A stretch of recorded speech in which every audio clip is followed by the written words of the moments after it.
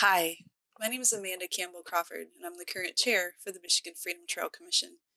We want to welcome you to our 4th annual Heritage Gathering and ask that you celebrate with us in Michigan's Underground Railroad Month here in September. The Michigan Freedom Trail Commission was founded in 1998 with the intense mission and purpose to promote, preserve, interpret, understand, and educate on Michigan's unique role in the Underground Railroad. The Underground Railroad is one of history's greatest examples of the pursuit of civil rights, a conversation that even 174 years later is still very relevant today. We ask that you ask questions, lean in, learn, and most of all, we hope that you share what you hear here today. If you have questions or comments or feedback for us, or you're interested in the Michigan Freedom Trail Commission, we hope that you reach out. Thanks for joining us. Hello, I'm Sandra Clark, Director of the Michigan History Center. And on behalf of our parent agency, the Michigan Department of Natural Resources, I'm pleased to welcome you today to the 4th Annual Underground Railroad Heritage Gathering. One of the silver linings of the past few months has been seeing the ability of virtual programming to reach more people and bring in different speakers from across the country. This year, our Freedom Trail Commission Conference Committee, Dr. Roy Finkenbine, Dr. Angela Dillard, and Dr. Jason Young have put together an exceptional program for all of us to examine Michigan's 1847 support of freedom seekers and the 1850 Fugitive Slave Act. But our embracing of virtual programming does not mean that we have forgotten how valuable in-person sharing of knowledge and experiences is. So we hope that all of you who can will join us on October 2nd in Ann Arbor at the Clements Library to share even more about the work being done in Michigan today and to discover that wonderful library's collections. As always, special thanks to all of you who give your time and effort to tell Michigan's exceptional, inspiring stories of resistance to slavery. Hello, I'm Paul Erickson, the director of the William L. Clements Library at the University of Michigan. On behalf of all of my colleagues here at the Clements, I want to say what an honor it is to help co-host the 4th Annual Heritage Gathering of the Michigan Freedom Trail Commission. We're looking forward to seeing all of you here in Ann Arbor. The mission of the Clements Library is to collect, preserve, and share the printed and written record of America's diverse histories up to 1900. Our collections of rare books, prints, maps, and manuscripts have particular strengths in the history of exploration, the American Revolution, and 19th century reform, including abolitionism and the work of the Underground Railroad. Situated right at the heart of campus, the Clements is the finest collection of early Americana at a public university in the United States. And that public university part makes a big difference. Our collections exist to be used in teaching and research by students and faculty at the university, scholars around the country, and also by the people of Michigan. If this year's Heritage Gathering is your first visit to the Clements, welcome. We hope you come back again to explore the library's collections. Thank you.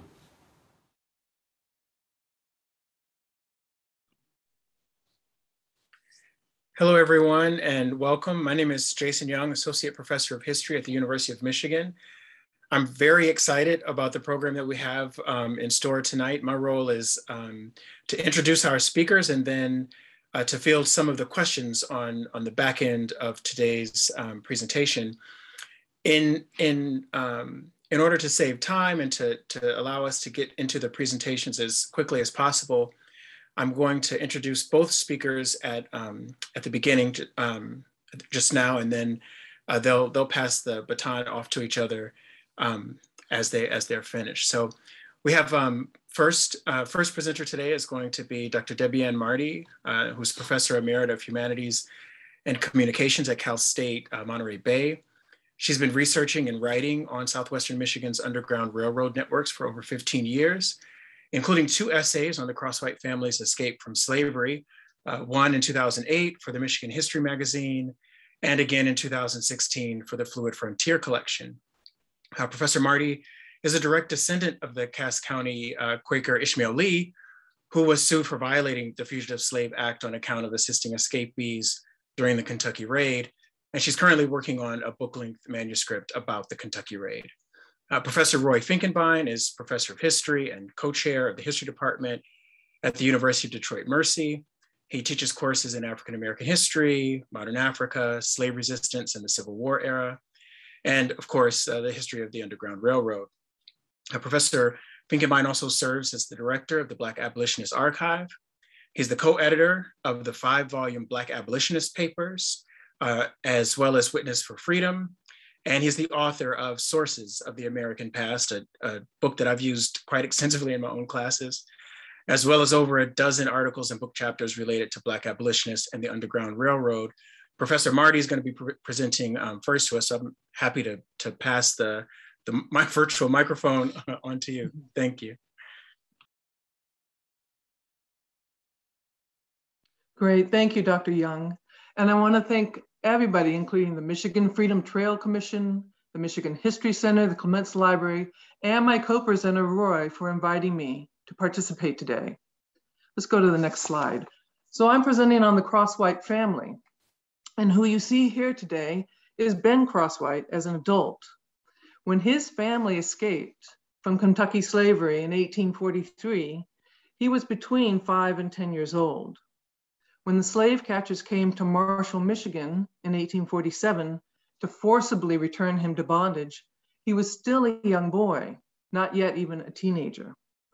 Many of you know his story. On January 26, 1847, the slave catchers attempted to take the Crosswhite family, Adam and Sarah and their 5 children, John, Ben, Cyrus, Sarah, and a new infant named Francis, who had been born in Michigan. The Southerners' recapture efforts were thwarted by a large biracial crowd who immediately came to the Crosswhites' aid and prevented their seizure. The crowd's successful resistance enabled the Crosswhite family to escape to Canada. As a result, the Crosswhites' former enslaver sued leading members of the Marshall crowd for violating the Fugitive Slave Law. The resulting lawsuit, known as giltner vigorum, after the enslaver and a white defendant, went to court in 1848 and was the first fugitive slave trial in Michigan history. The case garnered attention, national attention, and infused congressional debate over whether a new fugitive slave law was needed to compel Northerners to support the slave catchers and not the enslaved. To that end, Congress did pass a new Fugitive Slave Act in 1850, but the law so inflamed sectional tensions between the North and the South that it significantly contributed to the onset of the Civil War. Thus, years later, when the adult Ben Crosswhite was asked what he had to do with the Civil War, he would respond, "Well, I was the cause of the war." He was right in asserting that there is a causal link among freedom seekers, the passage of a more draconian fugitive slave law, and the coming of the Civil War. What is contested now is the specific role of what has become known as the Crosswhite affair in the passage of that law. Did these events, including the first fugitive slave trial in Michigan, actually lead to the passage of the 1850 Fugitive Slave Act? Today, I want to explore that question with you, and this is how I plan to go about doing that. First, we're going to focus on the Crosswhite family's escape from slavery as new information has come to light about their freedom journey. Next, we'll briefly review the 1847 confrontation in Marshall, and then concentrate on the possible role that the Crosswhite affair had in the passage of the 1850 Fugitive Slave Act. Next slide, please.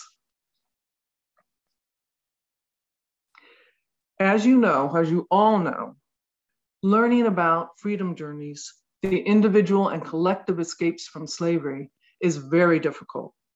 The escapes were against the law and were conducted at great risk through hostile communities in the South and in the North.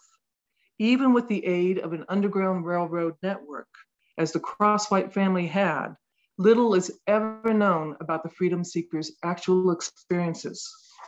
Details about their escape and about Underground Railroad activities weren't meant to be discovered either then or now.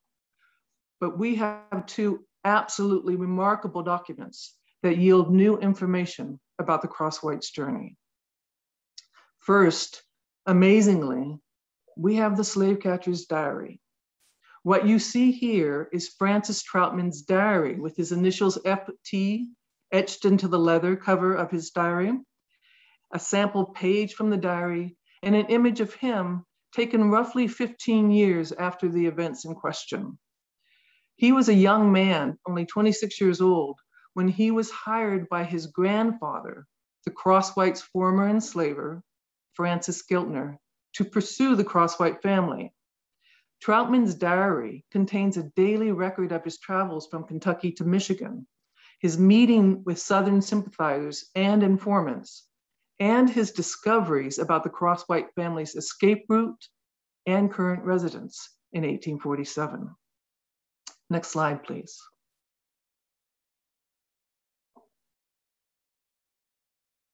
In addition to the slave catcher's diary, we also have an account book by a white Underground Railroad conductor in Cass County, Michigan, named Zachariah Sugar. Here you see the book bearing his name on the left, a sample page, and a representative image of him with his little top knot. He maintained a general store in a small village called Vandalia. In his book, he kept an account of the debts and credits of his customers and the many laborers he hired, a large number of whom were freedom seekers. Significantly, at risk of great discovery, Sugar also listed the names and dates of the people he aided on their freedom journeys. At times, the names he listed are aspirational, like North Star. At other times, they are perhaps fictional or temporary. But what his unique ledger does is provide a historical record of those who secured his covert experience and assistance. Both Troutman's diary and Sugar's account book are exceptionally rare documents. They help us understand more about the Crosswhites' freedom journey north. Next slide, please. As you know, this is Adam Crosswhite. This is, I guess, the only known image to have survived. He's the husband and father of the Crosswhite family. They were enslaved by Francis Giltner in a place known as Hunter's Bottom in Carroll County, Kentucky. In the spring of 1843, the enslaver Giltner drew up his last will and testament. In his will, Giltner directed that the Crosswhite family be sold, removing any children from the family over 5 years of age to be sold separately from the family. Giltner also gave similar instructions for other members of different families that he enslaved.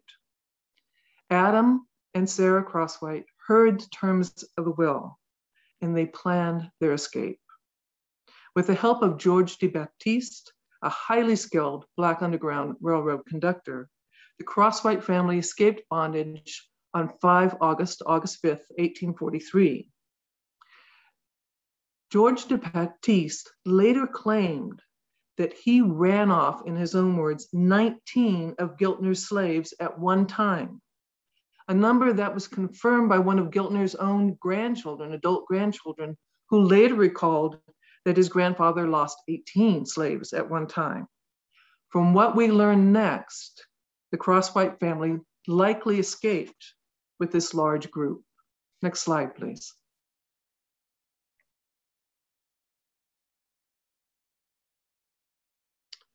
To date, the historical record has provided some information about the Crosswhites' freedom journey. We knew that the Crosswhite family first fled from Kentucky across the Ohio River to Madison, Indiana, seen at the bottom of the map in a red box.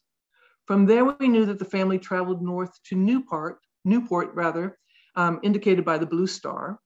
By this time, reports held that their party had expanded to a flock of 20, all traveling north together. But Kentucky slave catchers were in hot pursuit and nearly caught up with them in Newport. This small village, though, was the home of Underground Railroad leader Levi Coffin and a well-organized network. Here, the Crosswhites and others were sheltered in safe houses, while a young Quaker man, under the pretense of aiding the slave catchers' pursuit, led them into the woods, where he abandoned them, lost in the darkness. After several days, the Crosswhite family is said to have separated, with each parent taking 2 children and going in different directions as they went further on their freedom journey. But Troutman's diary adds another component to their escape. According to Troutman's Indiana informants, a man named Augustus Peabody harbored the 1843 escapees around mid to late August. Peabody was a 41-year-old farmer and an early Indiana settler, and he lived 1 mile north of Legro in Wabash County, as indicated by the purple star. Peabody maintained 1 of 3 safe houses in the area, and it's possible by the time the Crosswhite family reached his farm, they had been reunited. Next, we know from the historical record that the family went up through Cass County, where the yellow star is, and then eventually to Marshall, where they stayed as Adam Crosswhite found there a number of his Kentucky friends and employment by which to support his family. So they stayed in Marshall. Let's go to the next slide, please. But because of Sugart's account book, we now know exactly when the Crosswhite family passed through Cass County and the names of the rest of the so-called flock of 20. The next 2 slides are going to be 2 pages from Sugart's account book. And they, if you look up in the top right-hand corner, you can see barely the year 1843. What follows is a list of names and dates. And my best guess about the W and the S's in the far right-hand column is that they indicate whether the escapees came from the west, the so-called Illinois route, or from the south along the Quaker line. The blue arrow on this screen points to a freedom seeker's name, Adam. Adam is listed here on this page and the next among a group of 22 people. So what we have there is a list of Adam, 1 person, presumably coming from the south. Can we go to the next slide, please? On the next page, the blue arrow points to the name Benjamin. Below it, marked by the wide red arrow, are 3 other names: Sarah, Cyrus, spelled phonetically as S-I-R-A-S, and Sarah, another Sarah. This is the rest of the Crosswhite family taking refuge with the flock of 20 at Zachariah Sugar's Underground Railroad safe house. It had been 40 days since they fled Kentucky. The date is 15 September, 1843. Troutman's diary contains the name of other enslaved people who fled his grandfather's farm. Some appear in this list, and at least one of the people on this list will become an initial defendant in the fugitive slave trial. We'll come back to this list shortly. But before we go on to the 1847 confrontation, we now can clarify one other aspect of the Crosswhites' escape, which is how they were discovered. Next slide, please.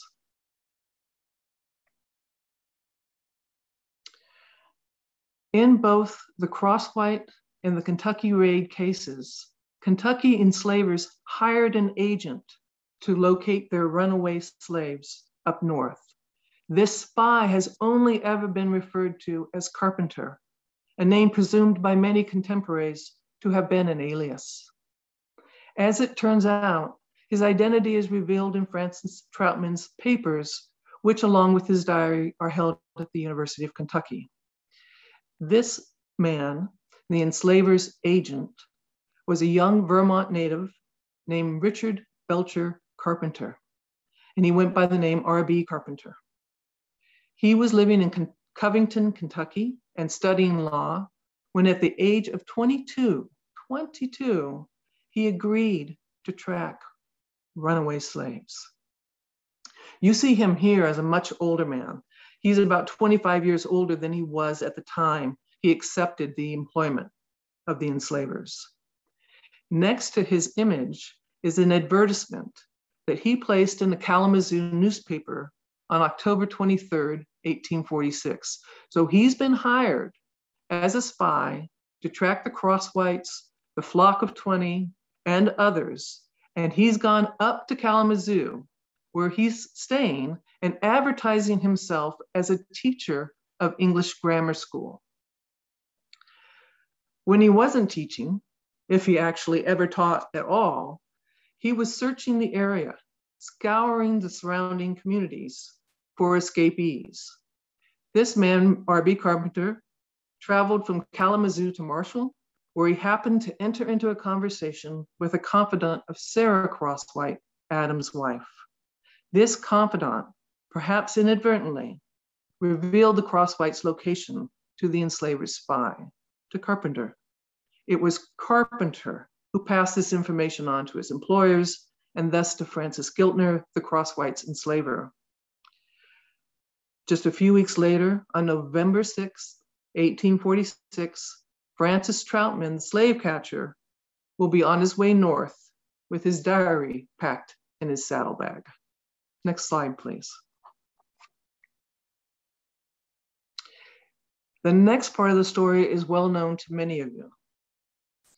Troutman, here on the left, and 3 other Kentuckians conduct a pre-dawn assault on the Crosswhite home, which is pictured here in the center at a much, much later date. As the alarm sounded, Troutman broke down the Crosswhites' door. Immediately, nearby residents came to offer aid. Planter Moss, James Smith, Charles Bergen, and William Parker were the first to offer an impassioned defense of the family. Troutman drew his gun on them. Soon, white community members also joined the family's defense. Amid threats of violence, Troutman engages in lengthy debates with a few white men in the crowd about his efforts to recapture the Crosswhites. Eventually, it is Troutman and his party who are arrested, charged with trespassing for breaking down the door and an assault and battery for drawing the gun. As Troutman dealt with his legal problems, the Crosswhites fled yet again, this time all the way to Chatham, Canada, where they take up residence alongside other members of the Flock of 20. Next slide, please. We're back to Sugar's list, and to learn more about Marshall's successful resistance against Troutman, we want to look again at the entry for September 15th, 1843, when the Crosswhites came through Cass County. Once again, the blue arrow points to Adam Crosswhite, as one of the members of this large group. Now, however, I want to direct you to the name directly below his, indicated by the red arrow number 2. There is the name of Planter Moss, who was one of the first to come to Crosswhite's aid in Marshall. He entered the house, Crosswhite's house, quote, much excited, and pulling off his cloak, declared he would fight on their behalf. He also publicly advised the Crosswhites that they were not to be taken. For these actions, Planter Moss became a defendant in the fugitive slave lawsuit that would soon be undertaken, but it was under the name Planter Morse. But here you have Planter Moss alongside Adam Crosswhite in the freedom journey in Cass County. Right below Planter Moss is the name of James O. Bird, and it stands for James Oliver Bird. That's the green arrow number 3. James's wife, Margaret, and his child are listed on the next page, along with the rest of the Crosswhite family. James Bird and his family will become the neighbors of the Crosswhites when they get to Chatham. And in fact, they must have been very close, because Troutman's diary reveals that Margaret Bird and her child had visited the Crosswhites the year before in Marshall. Therefore, when Troutman finally did show up, threatening to take the Crosswhites back to Kentucky, the Crosswhite family already had a good idea of where they could go to safety. So what we're seeing here is that the freedom seekers who escaped from Giltner's farm in Kentucky and made up the so-called Flock of 20 remain connected in the North, both in Michigan and in Canada. And their freedom network also expanded beyond their original group. The month before Crosswhite and others came through Sugar's safe house in Cass County, another freedom seeker named Emmeline Hall had passed through. Her name appears above Adams with the yellow arrow, number 4. She continued on through Cass County, went to Battle Creek, and married another escapee named Joseph Skipworth.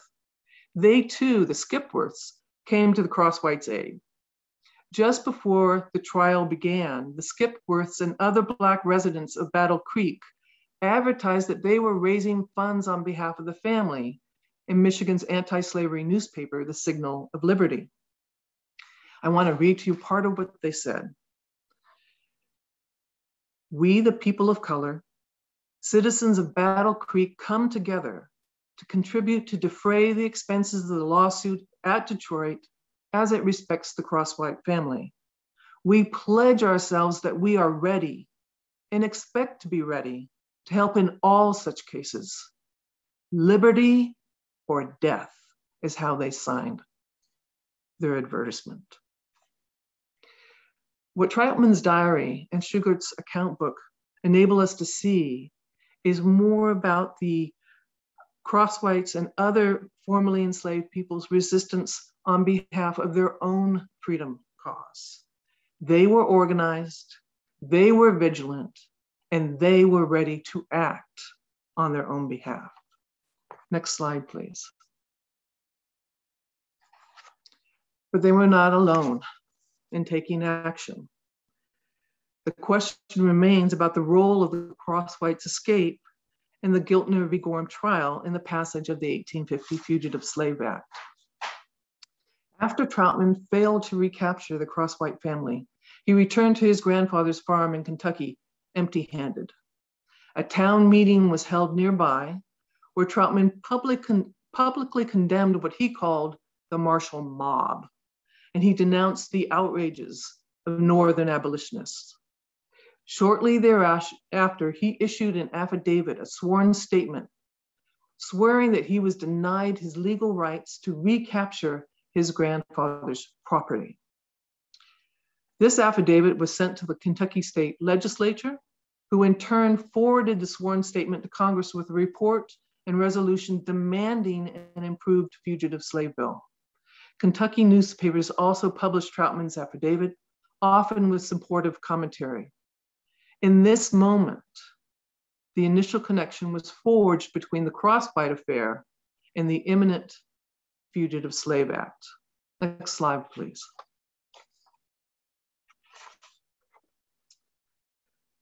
This is what happens next. So Troutman has gone public with his discontent, and he has sent a sworn affidavit describing the wrongs of the martial mob and sent it to the Kentucky legislature, who then sent it forward to Congress via their own Senator Joseph Underwood, who is staying in the upper image. In December 1847, nearly 1 year after Troutman's failed recapture effort, Kentucky Senator Joseph Underwood stood up to give his first speech on the Senate floor. In that speech, he presented Troutman's sworn statement, along with Kentucky's report and resolution, which you see here, in favor of a new fugitive slave law. In his speech, Senator Underwood also remarked upon another Michigan case called the Cromwell-Dunn case, which we will hear about in just a few minutes. Senator Underwood misspoke when he referred to the enslaver as Duncan rather than Dunn, but the context left no doubt as to the Michigan case in question. The Dunn case added further pressure to the senator's call for a new fugitive slave bill. Troutman's affidavit and the Kentucky report were referred to the Senate's Judiciary Committee, chaired by the man you see there on the lower picture, that's South Carolina Senator Andrew P. Butler. Several months later, Butler issues his own report on what to do with the complaints and concerns of the Kentuckians. In May of 1848, his report highlights the martial mob incident and Kentucky's complaints about Michigan.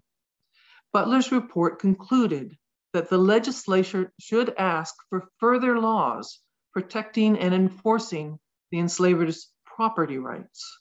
This is the first formal legislative request for a new fugitive slave law. Back in Michigan, the state's first fugitive slave trial is set to begin. So all of this is happening in Congress just before the Giltner v. Gorham trial is set to begin. At this point now, everybody involved in the trial knows the political stakes have risen and that the eyes of the country are watching. Because as Butler issued his report with Troutman's affidavit, it's gone from Kentucky being published in Kentucky newspapers to now being published nationally. There's coverage everywhere. Next slide, please.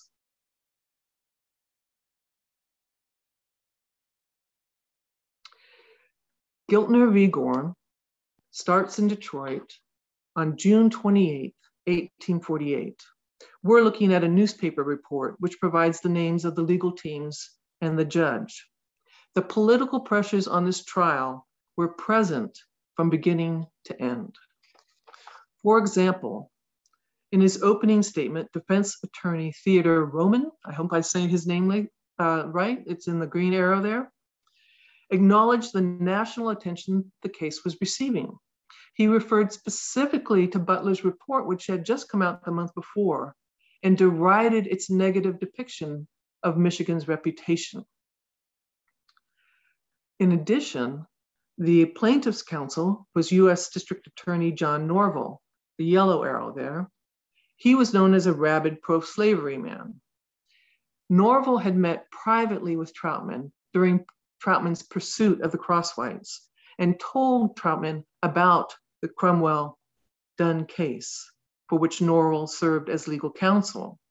And it was Norvell, too, that Senator Underwood, in his first speech to Congress, cited as the source for the so-called Duncan case while presenting Troutman's affidavit and Kentucky resolutions.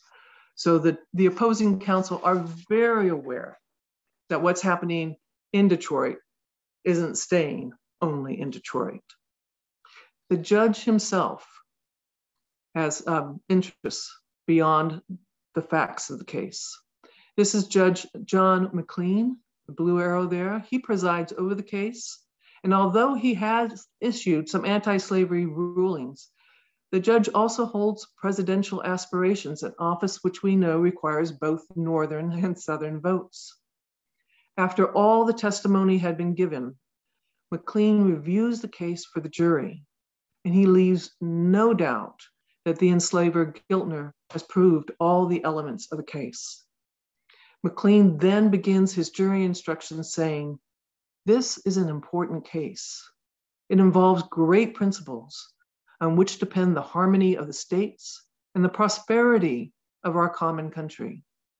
The case has acquired great notoriety by the action of the Kentucky legislature and of the Senate of the United States." So here again, a recognition and awareness of how the case is playing out beyond Michigan's borders. McLean was not the only presidential aspirant who was paying close attention to the case. So was Michigan's Lewis Cass, who ultimately would secure the Democratic nomination for the presidency that year. During the trial, Cass allegedly sent an emissary to the lead defendant, Charles T. Gorham, noted there in the red. Mr. Cass, too, was worried about losing Southern votes, but here it is. He sent an emissary named Congressman Charles E. Stewart of Kalamazoo to see Mr. Gorham. And Gorham later reported that Charles Stewart came to me during the trial and said that the friends of General Cass were very anxious that the prosecution should succeed for its political effect on the South, that the friends of Cass would rather pay the judgment themselves than see the prosecution fail. But the prosecution did fail, as the jury foreman was the lone holdout on behalf of the Marshall defendants. So what you see right here is everyone involved right now has some angle on the political pressures that are coming to bear on the case, both in terms of the 1850 Fugitive Slave Act, which hasn't yet happened, and in terms of presidential politics. So what happened is the first trial ended in a hung jury. But Giltner, the enslaver, persisted, and a second trial happened several months later toward the end of 1848. This time, Judge Wilkins presided, and that the enslaver prevailed, and the Marshall defendants were fined over $1,900 in court costs. But politics was never far from the second trial's proceedings either. Shortly after the case ended, Judge Wilkins, the second judge, wrote to one of Michigan's senators, Alpheus Felch, and he said, "Thanks and praise to God that there never was a case more patiently and more fairly tried."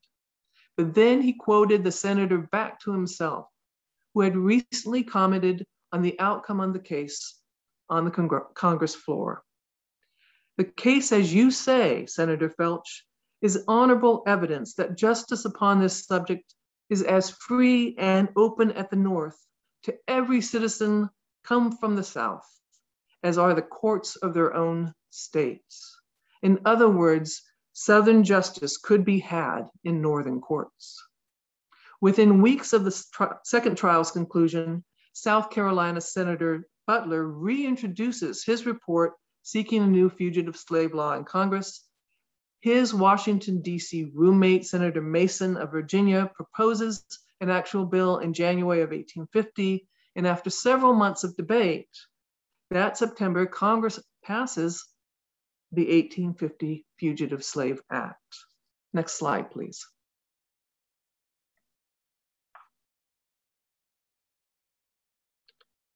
In conclusion, what we know is that the Crosswhite affair was invoked repeatedly in the political agitation leading up to and surrounding the 1850 Fugitive Slave Act.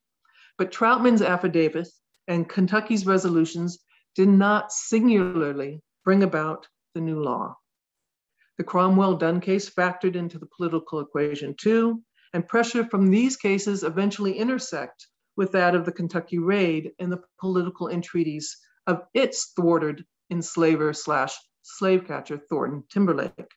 He and his pro-slavery brother, Dixon Timberlake, lobbied their state and congressional leaders to enforce the enslavers' property rights. And Timberlake's Kentucky raid ally, George Washington Brazier, would join the fray himself in his pursuit of John White. All in all, Ben Crosswhite was implicitly right that he was the cause of the Civil War, but only in the larger sense, in that freedom seekers' ongoing resistance provoked the passage of a new fugitive slave bill, influenced presidential politics, and contributed significantly to the onset of the Civil War.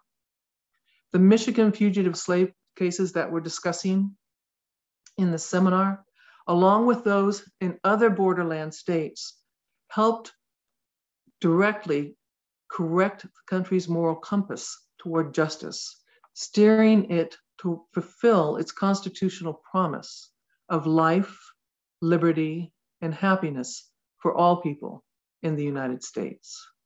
And that concludes my presentation, and I want to send it over next to Roy for his discussion on the Cromwell-Dunn. Thank you very much. Thank you, Debbie, and that was very interesting.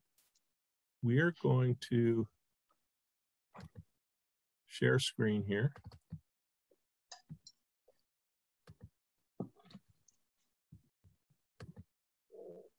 Okay. We're going to go from the center of southern Michigan to the Detroit River borderland and talk about the Robert Cromwell rescue, which happens in April 1847, just a few months after the Crosswhite case. It's the only one of these four that is in the immediate borderland. It's in a major urban area.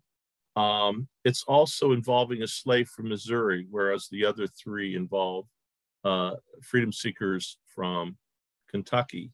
So in that way, it's a little bit different, but equally important in some ways, in that it moves Missouri slave owners and their political allies to also put pressure on the federal government to develop and approve a more stringent federal fugitive slave law. On the grounds of the Genesee County Courthouse in Flint, Michigan, is a Michigan historical marker commemorating the 1847 slave rescue of Robert Cromwell, a freedom seeker from Missouri. Cromwell's rescue was one of 4 slave rescues that took place in Michigan that year, more than any other state. In his recent book, The Underground Railroad and the Geography of Violence in Antebellum America, which was just published last year, historian Robert Churchill identifies 14 such slave rescues across the North in 1847 in Michigan, Ohio, Indiana, Illinois, and Pennsylvania. All resulted in the successful escape of the freedom seekers involved. Churchill didn't include the John Felix White rescue, which we'll hear about next week. So at least 15 took place in 1847. This represented an explosion in the number of slave rescues. Churchill only identified 2 that took place in 1846. These successful rescues, especially the ones in Michigan, prompted Southern slaveholders and their political allies, as I said, to push for a stronger fugitive slave law, which resulted in the Fugitive Slave Act of 1850. So what do we know about Robert Cromwell? I'm a bit envious of Debian in that details of Cromwell's life prior to his arrival in Michigan are relatively sketchy. We know that Cromwell escaped from his owner, David Dunn of St. Louis in 1840. He made his way to Indiana. According to Black Detroiter William Lambert, who assisted in his 1847 rescue, Cromwell took refuge in the Hoosier State, quote, among some abolitionists who said he would be safe there, unquote. He learned to read and write. Then he taught school, apparently to Black children, for several years. Cromwell resettled in Flint in 1846 and established himself as a barber. He was successful enough to save some money, which allowed him to act on something that had haunted him since he was forced to leave a daughter in bondage. Cromwell wrote a letter to his owner, Dunn, seeking to purchase the freedom of his daughter for $100. To hide his location, he wrote a Montreal, Canada East address in the letter. Only after he mailed it did he realize that it would carry a Flint postmark on the envelope. Once he realized his mistake, Cromwell left his barbershop in the temporary charge of a friend and relocated to Detroit, opening a small eatery at the corner of Brush and Larned. When Dunn received the letter from Cromwell, he visited the exchanges of a St. Louis newspaper and found an advertisement for Cromwell's barbering business in the pages of the Flint Republican. And that's the document you see in the upper left-hand corner of the historical marker. The ad noted that it was next door to a major local hotel. Dunn traveled to Flint in pursuit of his human property. There, a barkeeper at the hotel informed him where Cromwell had gone. He hired the temporary services of William Flint, a 27-year-old local laborer, to assist in the pursuit. Together, they tracked Cromwell to Detroit and began to put in place a scheme to capture the escaped slave and return him to Missouri under the Fugitive Slave Act of 1793. To help accomplish this goal, they bribed James J. Seacote, and that's C-I-C-O-T-T-E, who was a Detroit constable. They bribed him to become part of the plan. For a baseball fan like me, one of the intriguing side issues is that name, Seacote, immediately caught my eye and its Detroit connection. For those of you who know baseball history, one of the principals in the 1919 so-called Black Sox scandal, in which members of the Chicago White Sox conspired, it appears, to throw the series to the Cincinnati Reds. One of the key principals was Eddie Seacott, who appears to be part of that extended family. Well, let's talk about the rescue. Don, Flint, and Seacott hesitated to try to capture Cromwell on the streets of Detroit. They suspected that they might face a backlash from the citizenry, especially the local African-American community and its white allies, which could lead to an attempted slave rescue. They instead concocted a plan to lure Cromwell to the federal courthouse at the corner of Jefferson Avenue and Griswold Street. Their intent was to capture him in the courthouse beyond the eyes of a broad public and immediately take him before federal judge Ross Wilkins, who you've seen on one of Debian's documents, and obtain a certificate for his return to Missouri under the Fugitive Slave Act of 1793. Twice, Constable Seacott attempted to entice Cromwell to accompany him to the federal courthouse. The first time, he served him with a subpoena alleging that he was needed as a witness at a trial. Cromwell noticed that the subpoena was unsigned and demurred. Seacott returned a second time to Cromwell's place of business and ordered him to go with him to the courthouse. And this time, he did so. The building that you see there in the image in a later point in its life, when it was a bank and insurance company, this building served as the federal courthouse for the District of Michigan in the federal court system from 1843 to 1855. It was designed by local architect Charles Lum, completed in 1836. It was a two-story flat roof structure in the Grecian style. Its exterior was made of shell limestone and was the first dressed stone building in Detroit. It was a busy place. The basement, which had a separate entrance, served as a post office.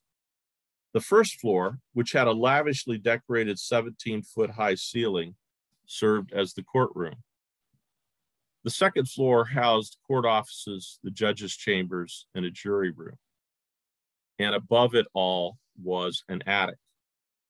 The attic's going to become significant. Presiding over the federal court for the District of Michigan was Judge Ross Wilkins.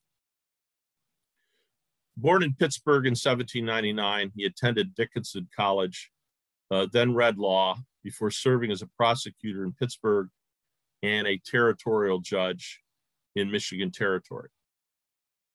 When the District of Michigan was created in 1836 as part of the federal court system, President Andrew Jackson nominated him, and the U.S. Senate immediately confirmed him as the first district judge for the District of Michigan.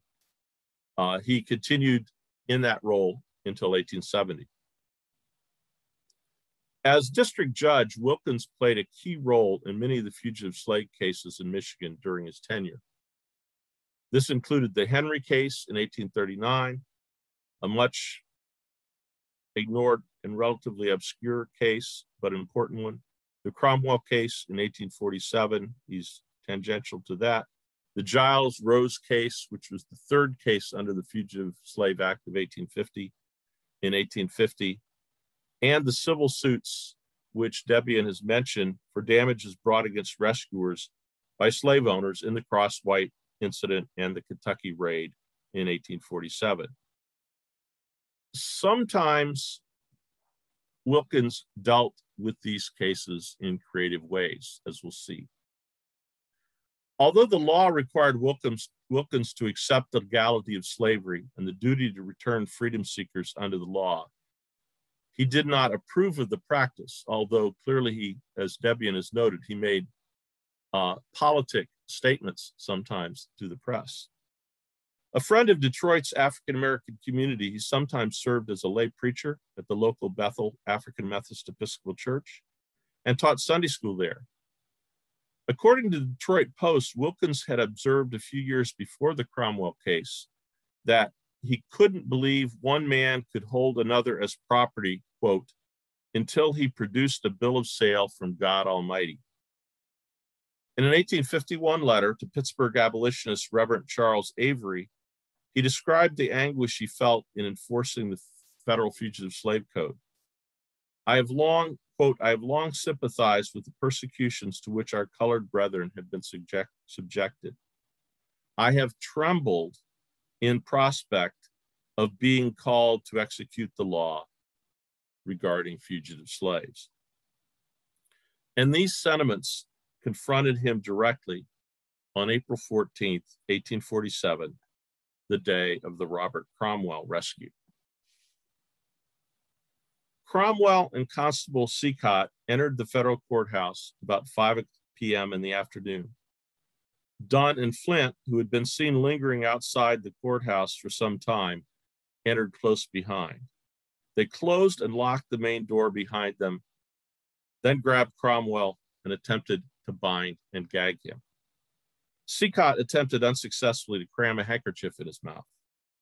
Once Cromwell was under their control, they surmised, they could take him upstairs to Wilkins' chambers and obtain the certificate needed to return him to bondage in Missouri.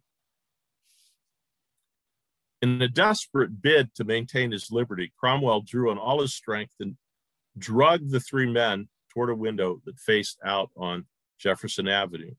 He forced it partially open and began yelling murder and other words intended to excite alarm among the passers-by below on the street. His clothes were nearly torn off by his assailants in the process. Word of this spread quickly, and a crowd responded and sought entry to the locked courthouse. It consisted mainly of members of the African-American community and some working-class Irish Americans who sympathized with Cromwell's plight. Meanwhile, Wilkins, who you see here, heard Cromwell's screams and the sound of the crowd, determined what was happening, and hid in the attic to avoid having to issue a certificate allowing Cromwell to be returned to Missouri. The crowd was led by William Lambert and George de Baptiste, who Debian has mentioned, local businessmen who directed the work of the Colored Vigilant Committee of Detroit. Lambert on the left had been the moving force in founding the Colored Vigilant Committee, which I'll talk about in a moment. And in fact, one of his descendants, Christy Streety Napier, who's been very active in reclaiming his story and has published a biography for youth about Lambert's life. De Baptiste, who has his own interesting story, he was from a free Black family in Virginia, came north, was briefly the personal servant in the White House of William Lloyd Harrison during his 1-month tenure there before he died. Went to Madison, which we've heard mentioned, on the Ohio River in Indiana, and was a leading Underground Railroad activist there until literally there were such threats and price on his head that he came to Detroit just a year before the Cromwell incident. If you go down to the Underground Railroad statue on the Detroit River at Hart Plaza and look at that scene depicted in the Ed Dwight sculpture, the rather stout gentleman pointing across the river and instructing a group of freedom seekers is George de Baptiste. Well, these were the two leaders of the crowd. It appears other members of the Colored Vigilant Committee, or CVC, were in the crowd. The CVC was an all-Black organization that operated in Detroit as the urban arm of the Underground Railroad in the borderland. Created in 1842 and continuing its work for 2 decades, it consisted of 60 to 70 local Blacks ranging from common laborers to businessmen and clergymen. When freedom seekers arrived in the city, the CVC swung into action, providing food, clothing, medical care, shelter, protection, legal representation when necessary, and transportation across the river to Canada. In the 1840s, runaways were often hidden in the Black Second Baptist Church, the African Masonic Lodge, or in the homes of CVC members along Jefferson Avenue. The CVC kept several skiffs under the docks on the Detroit River and used them to carry freedom seekers across to Canada under the cover of darkness. The organization was considered one of the most militant and successful vigilance committees across the urban North. Well, a member of the crowd, possibly a member of the CVC, located an axe and handed it to De Baptiste, and he attempted to break open the courthouse's main door. To allow access to the crowd and prevent further damage, a clerk dropped the key to the portion of the crowd that was on Griswold Street. The key found its way to De Baptiste. He unlocked the door, and with some members of the crowd following behind, he entered the courthouse. Within 2 minutes, newspaper accounts say, they had located and freed Cromwell and rushed him toward the river. Along the way, he was taken to the office of Justice of the Peace, Hugh O'Byrne, a prominent member of the local Irish-American community, and was deposed for charges that Dunn had attempted to kidnap him in violation of Michigan statutes. Cromwell was then taken to a waiting skiff at the foot of Shelby Street and rowed across to Canada West. As De Baptiste and a portion of the crowd helped Cromwell to make his escape, another portion surrounded and detained Dunn, the slave owner, on the steps of the federal courthouse. Flint and Seacott apparently slipped away unnoticed. The crowd instead directed all of its anger toward Dunn. Verbal threats flew in every direction, and both African-American and Irish-American draymen armed themselves with their dray pins. Dray pins are iron or steel pins that are used to attach their wagons and so forth to whatever is pulling them. They used them as weapons and hinted to Dunn angrily what they would do with them to his person. Dunn quaked in fear for good reason. The Detroit Post, in recounting this part of the story, used the moment to offer a description of Dunn. The paper characterized him as a, quote, genuine specimen of a Southern planter. He was, it noted, quote, about 6 feet 3 inches tall, long-haired, broad-hatted, lank, and cadaverous looking. Picture that image for a second. Seeing few options and fearing for his life, Dunn decided to make a break for it. At the coaxing of a sympathetic local shopkeeper, he leaped as far as he could from the steps, cleared part of the crowd, and managed to run down Jefferson Avenue. The shopkeeper, most likely 33-year-old John Clark, who operated a clothing store, escorted him into his establishment. The crowd immediately surrounded the store, both front and back. Officers soon arrived with a warrant for Dunn's arrest on the charge of kidnapping. He remained inside the store and refused to leave until, quote, the leading colored men promised to protect him, unquote. These were most likely Lambert and other members of the CVC. In the end, a constable, some CVC members, and other persons in the crowd escorted him to the Detroit jail, both to protect him and to prevent any attempts at escape. Dunn, the slave owner, remained in jail for 6 months to face the charge of attempting to kidnap Cromwell. With the counsel of Norvell, who was mentioned by Debian, and other so-called, according to newspaper accounts, big lawyers, that's what the word they used, as his counsel from St. Louis, he was eventually released and allowed to return to Missouri. He did, after all, have the Fugitive Slave Act of 1793 on his side, which trumped Michigan personal liberty statutes and kidnapping statutes. Well, what happened to Cromwell after this point?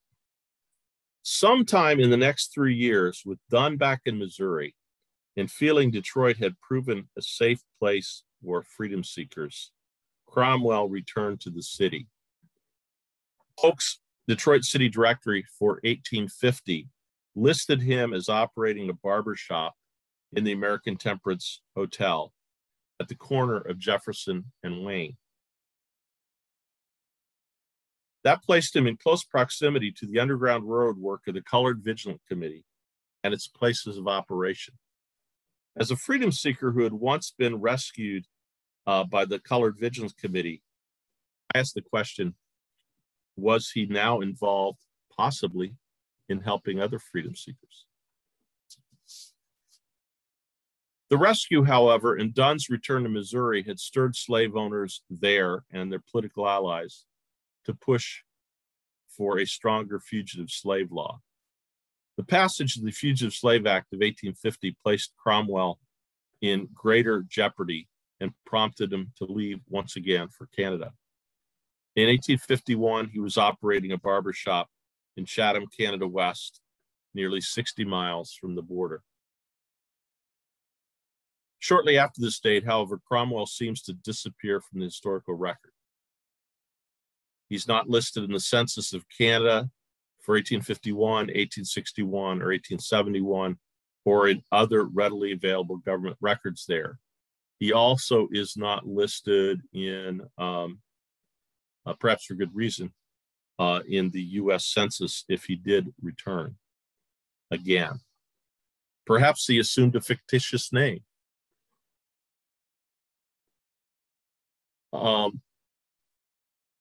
There was a brief flurry of hope on my part, and I think Jason's, a couple of years ago, that Cromwell had been located living in the post-Civil War South. About 2 years ago, a researcher in Louisiana contacted the Michigan Freedom Trail Commission, thinking that Robert Cromwell she had located there during Reconstruction was the same one who had been rescued in Detroit a couple of decades earlier. That Robert Cromwell played a significant role in the Louisiana Constitutional Convention of 1868 and was a prominent African-American leader in Greater New Orleans.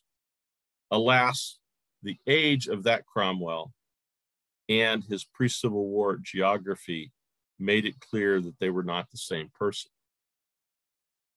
Nevertheless, the Cromwell rescue continued to have a place in the memory of Black and white Detroiters after the Civil War. William Lambert named one of his sons after Cromwell. In 1870, the Detroit Post described the rescue as, quote, one of the most important fugitive slave cases that ever occurred in the city, unquote, and credited it with leading to the Fugitive Slave Act of 1850. Antiquarian community historians put it on a par with the notorious Blackburn rescue that took place 14 years earlier here. Clarence Monroe Burton, after whom the excellent local history collection at the Detroit Public Library is named, said Dunn's, quote, recital of his experiences had much to do with the enactment of the Fugitive Slave Law of 1850, unquote. Although the Robert Cromwell rescue is relatively unknown to contemporary Detroiters and other Michiganders, which I prefer in contradistinction to Michiganians, which I think is the official term, it deserves a larger place in our memory. It, like the other 3 Michigan slave rescues we are discussing this month, placed our state at the center of the national debate over slavery as the nation moved inexorably towards civil war. Let me briefly put up my contact information should anyone want, and in a few seconds, I will stop sharing. And I hope you have found these 2 incidents not only interesting, but have lots of questions that you could post on chat.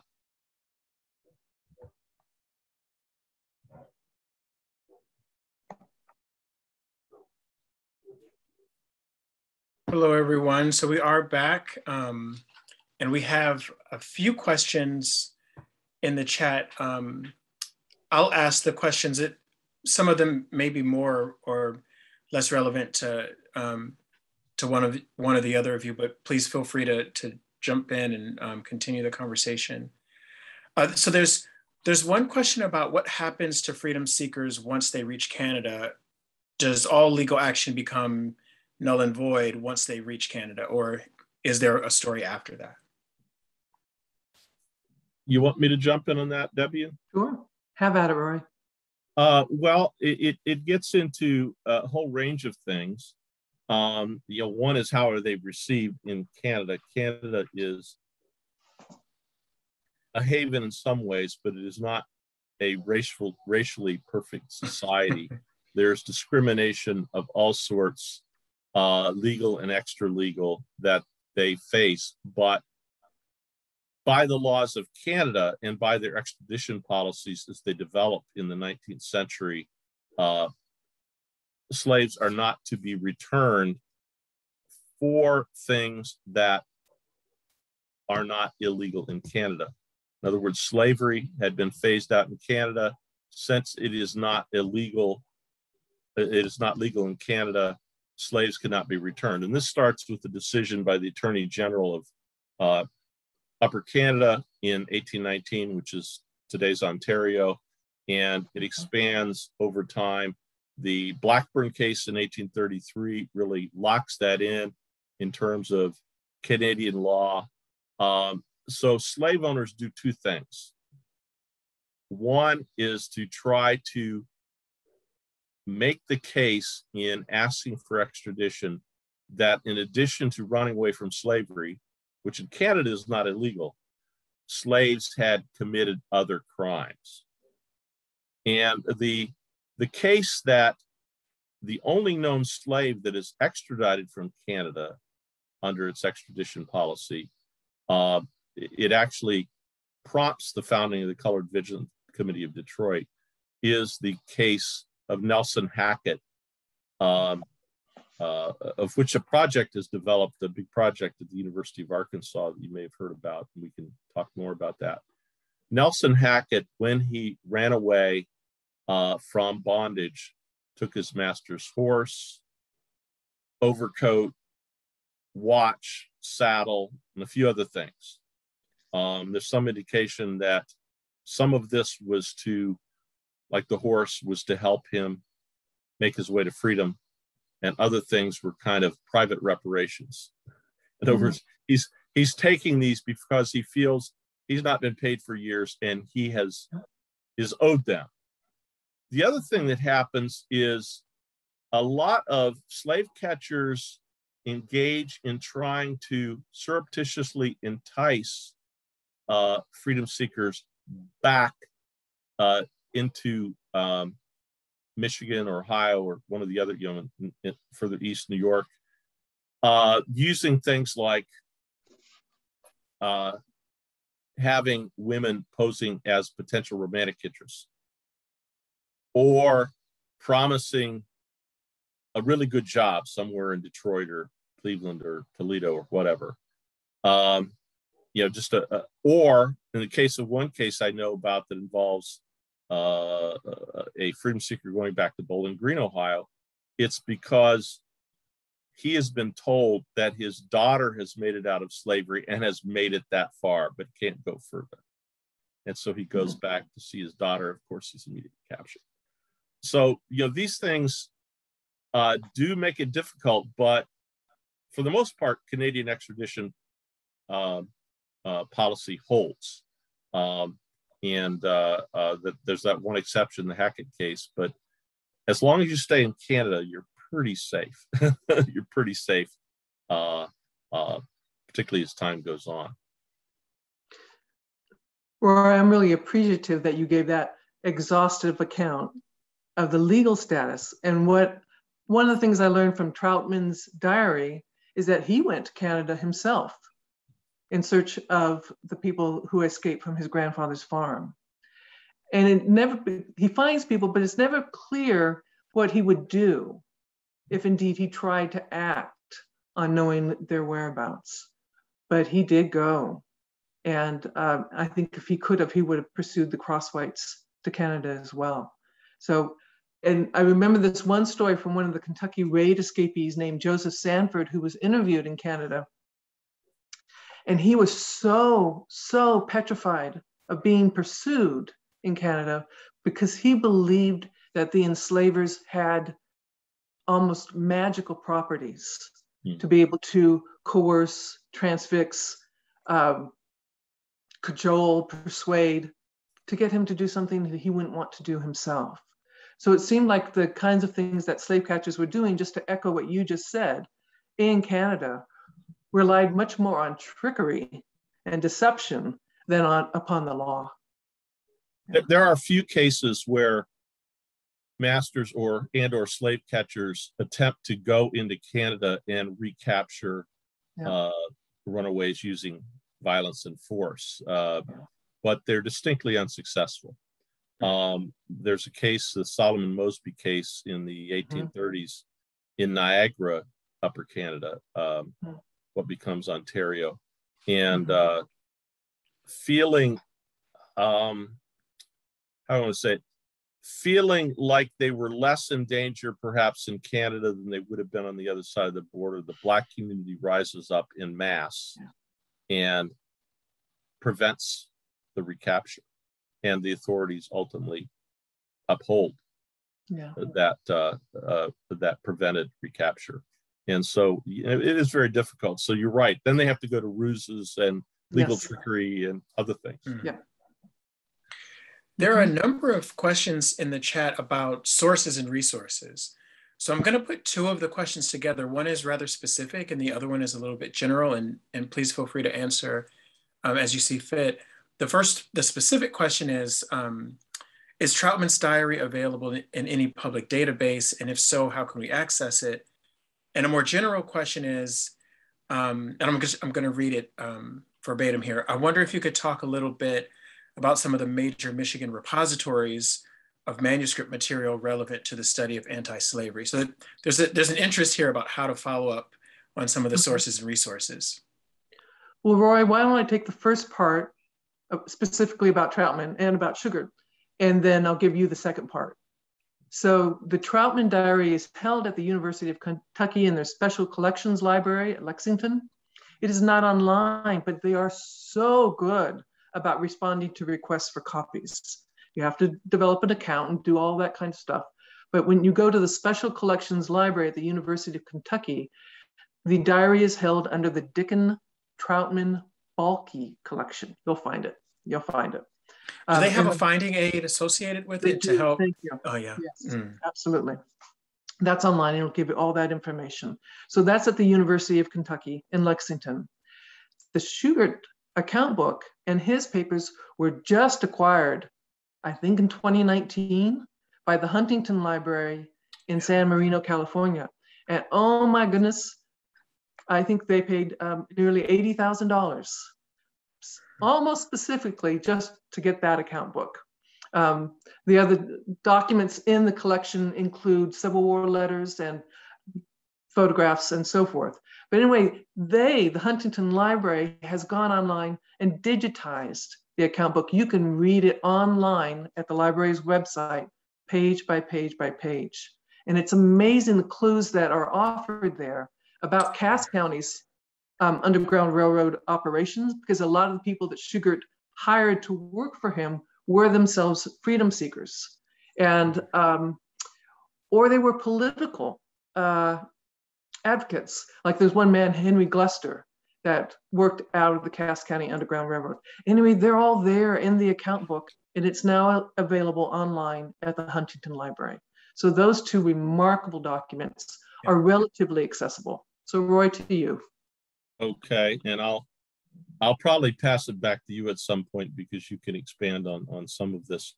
You know, obviously, our co-sponsor, the Clements Library at the University of Michigan, is a place to go to.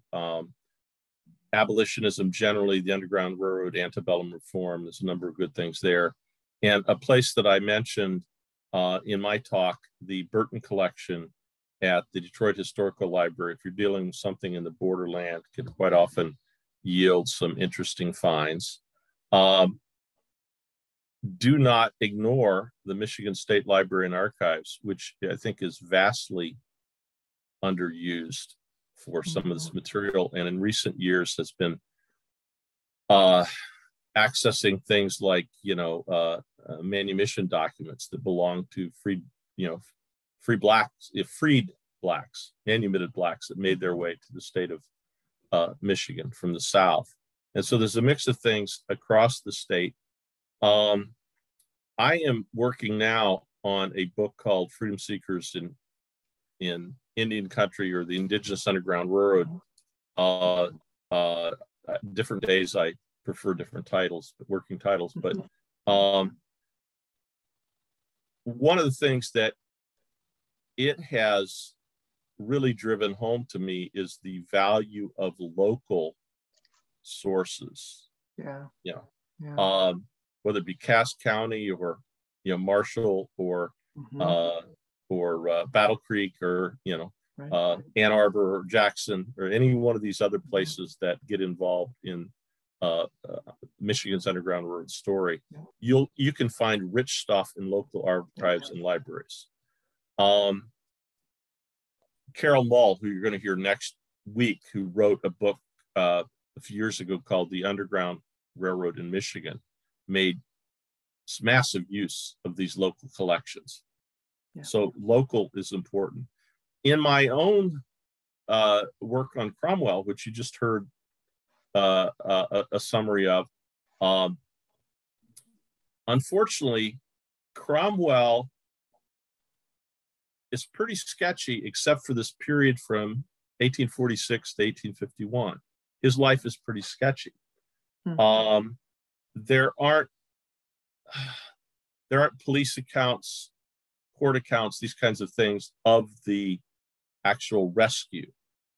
What becomes important, and sometimes just has amazing detail and multiple sources that confirm each other because they're told by participants, are immediate accounts, like comes from an abolitionist to the Signal of Liberty, or post-Civil War reminiscences by people like De Baptiste and Lambert, who provide some interesting detail. You have to be very cautious. By the time Lambert gives this detailed overview in 1887 to a newspaper reporter, he is an old man, and he gets a few details clearly wrong. But if you can work with a plethora of newspaper sources and balance one off against each other, you can just come up with some wonderful stuff on not only these rescues, but sometimes on other Underground Railroad work. The Colored Vigilant Committee by the 1850s feels safe enough to put stuff publicly in general and anti-slavery, particularly Canadian anti-slavery newspapers, about its work that kind of blows apart what we think of when we think of the Underground Railroad being this hidden thing. But they felt safe here by the 1850s for the most part, which is probably why Cromwell came back. Then I had one other thing. I mentioned what I'm working on. Oral sources. Not just looking at Quaker or other white sources, but African-American sources, information passed down in families, information passed down in Native American tradition has been some of the richest stuff that I've been able to use in my work on Native Americans in the Underground Railroad in Michigan. So I think there's a plethora of things. We just need to turn over the rocks and look for them. We have about 10 minutes, maybe just shy of 10 minutes left. And there are two questions that strike me as somewhat similar. They're both about routes to freedom. So I'm going to put these two questions together and allow you a chance to respond to them. The first is, was there a general route that many people followed when they were seeking freedom, or were there vastly different routes to freedom? And then the other question, which is somewhat related, is after the establishment of the Emancipation Proclamation, do you find many people coming back to the US from Canada, people who had secured freedom in Canada, do they come back at some point? Well, how about Roy, I start on the roots and I want to take it from there. So I think one of the things to be very clear about in terms of the Underground Railroad routes is that they were dependent, their consistency was dependent completely on the local area and organizers. So it varied quite a bit. And it would also vary on circumstances, whether folks were being pursued and the extent to which they felt safe in their present circumstances. What I've learned, particularly around the Crosswhite, is that in the areas of Indiana, North and Central Indiana, there were some consistent routes or routes, and they had even consistent patterns of how to assist people in transportation. For example, if the escapees were single men, they were usually required to go on foot, oftentimes by themselves, with just to go find Augustus Peabody, look for him. And so you just, good luck and goodbye. But when women and children were involved, the wagons came out, and that they were transported with much more care and assistance. So, and again, it would depend on whether there were large groups involved. People could be split up and taken in different ways. It depended on who was available at what time. And so there were a lot of contingencies, but it wasn't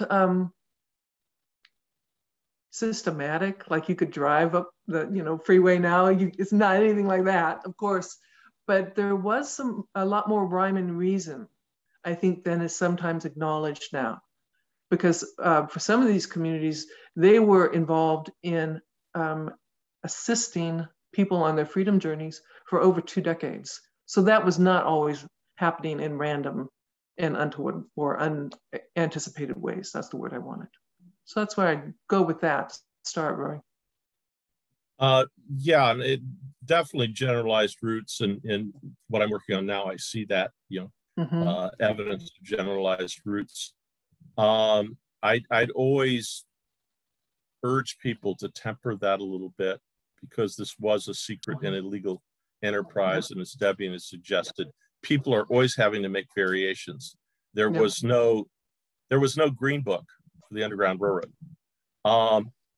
I wrote a short piece, some of you may have seen online a few years ago, in which I started with the Underground Railroad was very improvisational, like good jazz.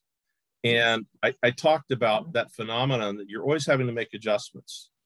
I used the example of a couple of ancestors of my one of my cousins in Ohio, who these folks were Quakers and they were involved in Underground Railroad activity. But in the records that they left behind, they're always talking about, well, we heard slave catchers were on this route. We usually take people on this route to the next Quaker meeting house, but we didn't go that direction because we thought it was unsafe. So we looped around this way. And they were using all sorts of ruses and changes of routes and changes of explanation of what they were up to. And so, sometimes even cutting through fields, following railroad tracks, as opposed to roads, that just a great deal of variety necessitated by the moment, even though there were generalized roots. As to the second question, Jason, and I don't know if Adam Erickson is one of our participants. He was last week. It's estimated about 50% of freedom seekers who had, and free blacks, who had gone to Canada prior to the Civil War came back by the time emancipation had arrived, or after emancipation arrived. And Adam's kind of getting more precise figures and data and names and stories and so forth. But, you know, some of these people come back, and one of the things in the Black Abolitionist papers that I was able to write about and to kind of build evidentiary scaffolding for documents about was, you know, some of these people in Canada had provided training for Reconstruction in ways that life in many parts, even of the North, did not. So in Mississippi, for example, for a brief time, African Americans were very prominent in the political structure of Reconstruction Mississippi. And most of the officers in the state legislature were Blacks who had been freedom seekers that had gone to Canada, become literate, gotten experience with running churches, running businesses, you know, leading communities, and then they came back and they employed that in the Reconstruction setting. So about 50% came back, and I think they played major roles. Well, those were two fantastic presentations, and then honestly, a wonderful question and answer period. I don't see any other questions on the board, so I'll just take the minute or two that we have left and remind our panelists and all of our participants and folks in the audience that this conversation is continuing next week. We're on to some other related cases. The topic next week, again, next Thursday, that's the 23rd, it'll be at 7 p.m. We'll be focusing on the Kentucky raids, and in particular, their relationship to John Felix White. And our presenters next week will be Vita Tucker and Carol Mull. I think Carol Mull at least may be in the audience today, but we're looking forward to continuing this conversation for next week. And thank you so much for a really fascinating presentation. It's been a great evening. Thank you so much. Great. Thank you.